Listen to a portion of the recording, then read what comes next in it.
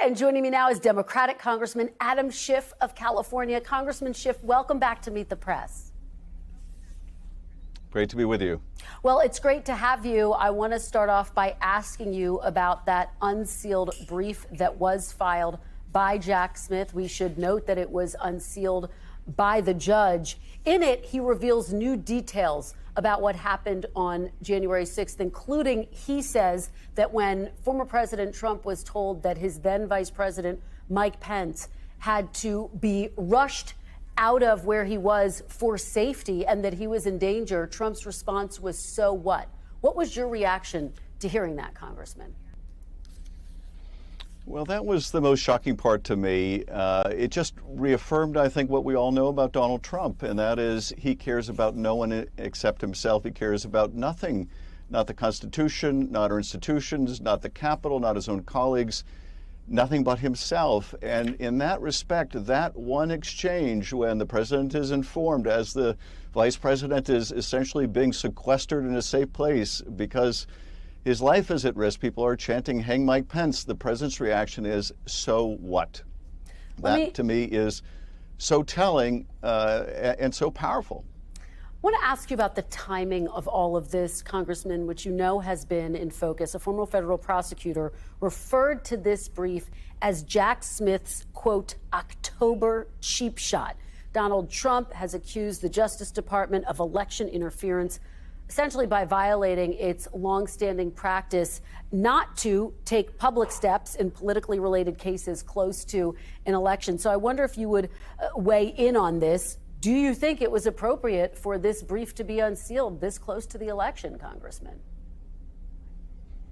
I do think it was appropriate, and we have to look at why the delay was occasioned in the first place. And so much of the delay had to do with the defendant's stall tactics in the lower courts and the appellate courts and the Supreme Court. It had a lot to do with the Supreme Court's decision to wait until the last day of session, to wait until as close to the election as possible, because the Supreme Court now, sadly, the legacy of the Chief Justice Roberts has become yet another partisan institution, decided to issue its decision at the latest moment. And then what you see the special counsel do is what he should do, which is promptly go back to the grand jury, get a superseding indictment that meets the new limits placed on evidence and charges in a presidential prosecution, bring that indictment forward, then file a brief before the district court to continue the process.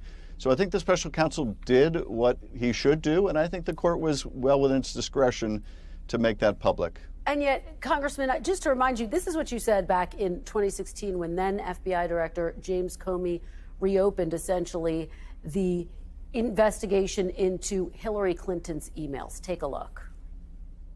The DOJ policies against making a statement about a pending or closed case, and certainly not doing it in the days leading up to an investigation, is there for a reason. I think this was the exercise of very poor judgment. I say that not just as a Clinton supporter, but someone who spent 6 years in the Department of Justice as an assistant U.S. attorney. You don't talk about pending cases. You certainly don't do it right around election time. And again, that was reopened just days before the election. Why shouldn't that same standard apply now, Congressman? Because what you had there was the director of the FBI unilaterally making a decision to talk about an open investigation. It wasn't a filing in a court. It wasn't a decision by a judge weighing the policy, weighing the evidence. This was James Comey's unilateral decision in the weeks leading up to the election. That's very different. Prosecutors, before bringing a case, and this was before any case was brought by James Comey, or prosecutors speaking to the public about evidence in the case, doing so indeed days before the election, even not knowing what that evidence was. That is a very different circumstance than a court filing made under seal as it was here. This week, President Biden, as you know, said that he doesn't know if the election will be peaceful, though he does think it will be free and fair. Do you think this election will be peaceful and free and fair, Congressman? I think what the president said was all too accurate, shockingly, breathtakingly, tragically accurate. And that is, yes, I think the election will be free and fair, but will it be free of violence at the end of the day?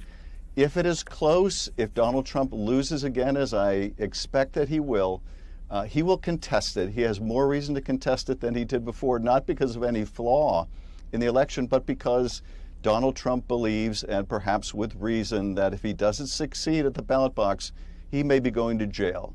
So he's going to challenge the results. And we saw tragically what happened when he did that 4 years earlier. And what's more, we see him laying the same foundation to fraudulently challenge the results once again, putting out the same big lies that he put out 4 years earlier. So sadly, to hear an American president say that he cannot fully expect that this may be a peaceful transition of power, it breaks your heart, because this is the legacy of Donald Trump, which is we now cannot go into an election with full confidence that the results will be peaceful. Let me shift now to the ongoing developments and escalations in the Middle East. I want to ask you to respond broadly to what you just heard from Senator Tom Cotton, who makes the case that we, quite frankly, hear from former President Trump, which is that part of why you have this unrest, this escalation in the Middle East, is because, as Cotton just said, he argues the Biden administration has been weak in its foreign policy and its policies toward the Middle East. What say you? How do you respond to that allegation that we have heard, quite frankly, not just from Cotton, but from a number of Republicans on the campaign trail? I think it's the kind of nonsense you hear on the campaign trail. Look, we are where we are tragically 1 year after October 7th because Hamas massacred, raped, tortured 1,200 people a year ago, and they still retain dozens and dozens of hostages, including Americans. Hezbollah, the day after Hamas began that war, expressed its solidarity with Hamas by also lobbing projectiles into Israel. That's why we are where we are. And, my heart breaks for the families of those hostages that have gone through a year of hell. Yeah. But I think that we ought to, try to put ourselves in the position of a state attacked the way Israel was. We would never accept the continued governance of a terrorist entity like Hamas. We would never accept a situation where our people are held hostage, as indeed they are today. We would never accept a situation where tens of thousands of our citizens couldn't return to their homes because a different terrorist group, Hezbollah, was continuing to attack them. That's why we are where we are. And Israel will retaliate. If I were advising the Prime Minister of Israel, I would say go after those ballistic missile factories, storage areas. That would be proportionate in my view, but it would also help degrade Iran's capacity. Well, that was going to be my follow-up question, which you just answered, so I appreciate it. Let me turn now to the state of the race. Obviously incredibly close nationally and in key battleground states. You told me the last time we were together on this program in July that Vice President Harris, who wasn't, of course, at the top of the ticket at the time, that you believed she could win the election overwhelmingly. Given how close this race is, Congressman, do you still believe, realistically, that Kamala Harris can win this race overwhelmingly? I do. By the standards of today, I think she can win overwhelmingly. Given how divided the country is, overwhelming may be winning by 100,000 votes or 80,000 votes in these key battleground states. I think that's within her capacity to do. And I made that point because I was at the time urging that the torch be passed to her, and it was, and I think the effect has been dramatic. Young people who were disengaged are now engaged, interested, active, volunteering. So I think we are well poised to win this thing. But it is still scary close, and I can't remember a time in history when we had such a clear, a dramatic choice about the direction the country would take. Whether we move forward to an economy that works for everyone, with a democracy that is healthy and intact, or whether we move back to this terrible, Trump American carnage.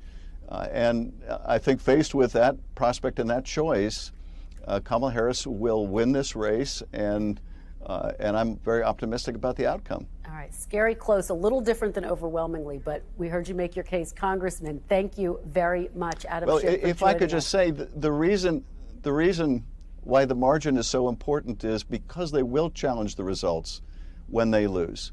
Running up that margin as much as possible and turning people out has to be our priority. All right. Congressman Adam Schiff, thank you so much for joining us today. We really appreciate it. Thanks for watching. Stay updated about breaking news and top stories on the NBC News app or follow us on social media.